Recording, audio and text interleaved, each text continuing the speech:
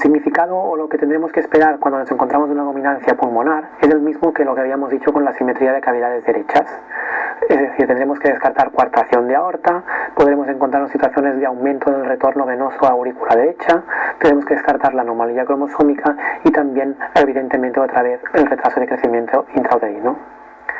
Las dominancias aórticas, igual que pasaba con las dominancias izquierdas, siempre irán asociadas a patología y lo más típico es que nos encontremos cardiopatías como pueden ser la tetralogía de Fallot con hipoplasia pulmonar, la hipoplasia de cavidades derechas o por ejemplo la estenosis aórtica. Aquí vemos dos ejemplos, el primero en el vídeo izquierdo un caso de coartación de aorta, donde vemos como hay una clara dominancia pulmonar sobre la arteria aorta, que está aquí muy reducida de tamaño, fijaros que es más pequeña incluso que la vena cava superior. Mientras que en el vídeo de la derecha tenemos un caso de tetralogía de Fallot, en este caso con el típico signo de una pulmonar hipoplásica y una dominancia aórtica en el corte de 3 vasos. El quinto punto del que vamos a hablar es la insuficiencia tricuspidea. Las insuficiencias tricuspidias o ITs las clasificamos en no significativas y significativas.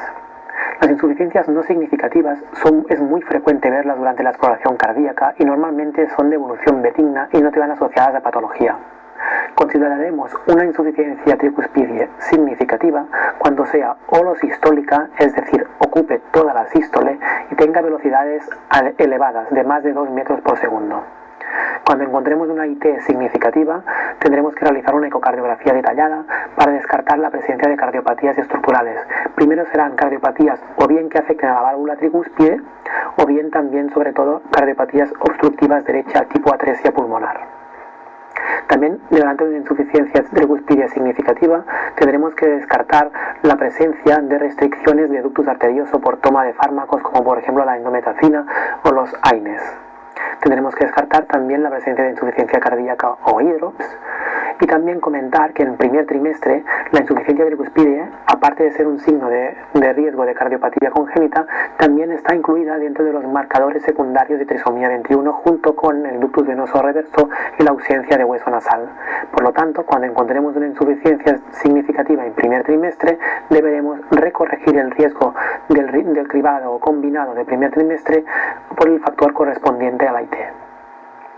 Finalmente, en algunos casos, nos podemos encontrar insuficiencias tricuspidias significativas que no vayan asociadas a ninguna patología y que tengan una evolución benigna y que sean transitorias y vayan desapareciendo a lo largo de la gestación sin causar ninguna patología.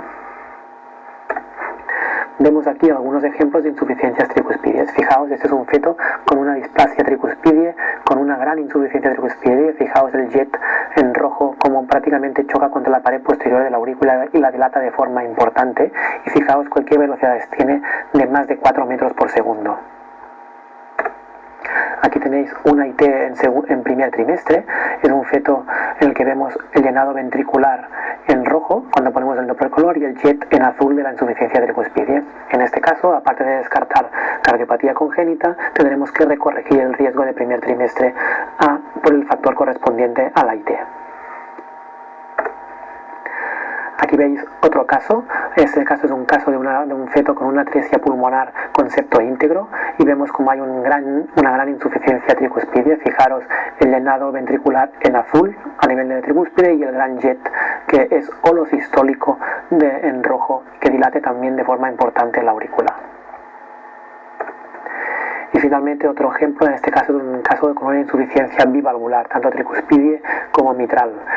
Se trata de un feto receptor de una transfusión feto-fetal estadio 4, en el que el feto está en fallo cardíaco e hidrops, y aquí presenta una insuficiencia bivalvular importante, tanto a nivel de la válvula tricuspide como a nivel de la válvula mitral.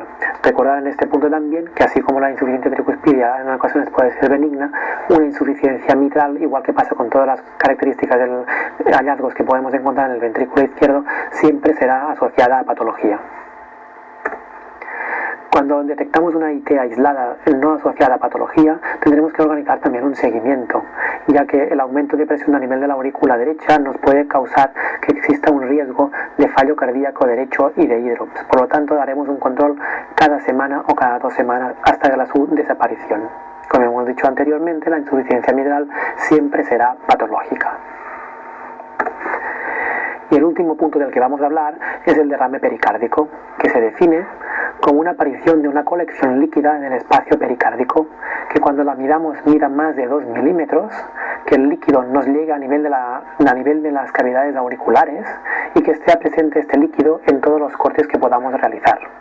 Es importante en este punto destacar que en la cavidad pericárdica normal es normal que haya cierta cantidad de líquido, pero este líquido nunca nos tiene que llegar a nivel auricular y nunca tiene que medir más de 2 milímetros, como pasaría por ejemplo en el vídeo que veis aquí, cuando el líquido está rodeando prácticamente todo el corazón, mide más de 2 milímetros y nos llega a nivel de las aurículas. Por lo tanto, en este caso sí que es un derrame pericárdico significativo.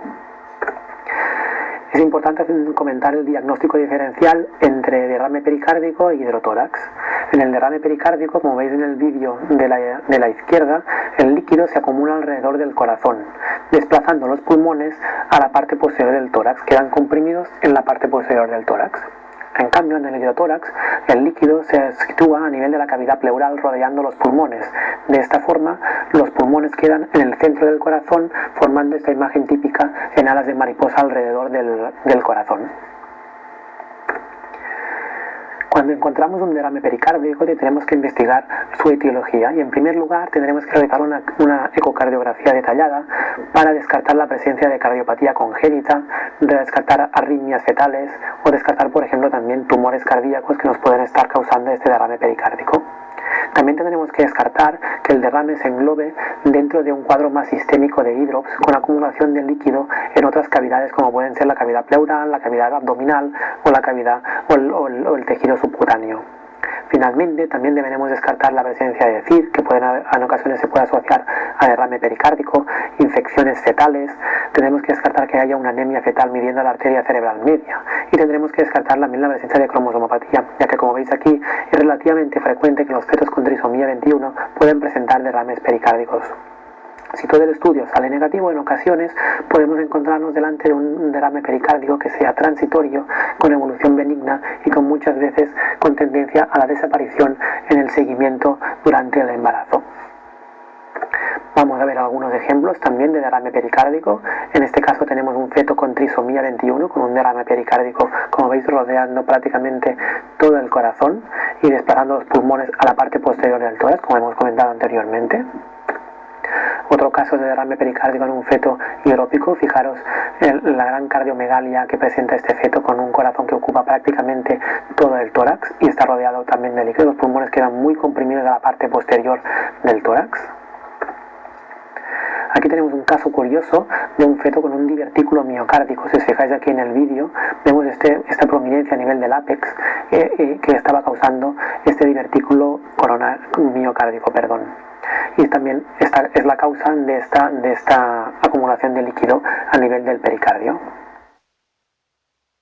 Y finalmente aquí tenemos un feto con una anemia fetal, fijaros que presenta una velocidad de la arteria cerebral media por encima de 1,5 moms, son 20 semanas de gestación y presenta velocidades superiores a 60, y vemos que en la ecocardiografía, como aparte de una cardiomegalia, observamos que hay líquido alrededor del corazón, que aunque no es un derrame masivo, vemos como sí que llega a la pared auricular y cuando lo medimos mide más de 2 milímetros, por tanto derrame pericárdico significativo. En cuanto al pronóstico del derrame pericárdico, vendrá determinado siempre por la patología subyacente que lo esté causando. Así pues, podemos tener desde un derrame pericárdico con evolución benigna y tendencia de desaparición no asociado a ninguna otra patología, hasta derrames pericárdicos que nos pueden ir asociados a hídrops, a fallo cardíaco y por lo tanto a alto riesgo de muerte fetal o de secuelas fetales. Finalmente, ya para acabar, únicamente comentar que la punción de los derrames pericárdicos no los vamos a plantear prácticamente nunca, ni para estudio ni para tratamiento. Y esto es todo lo que queríamos explicaros en esta clase sobre signos de alerta. Muchas gracias.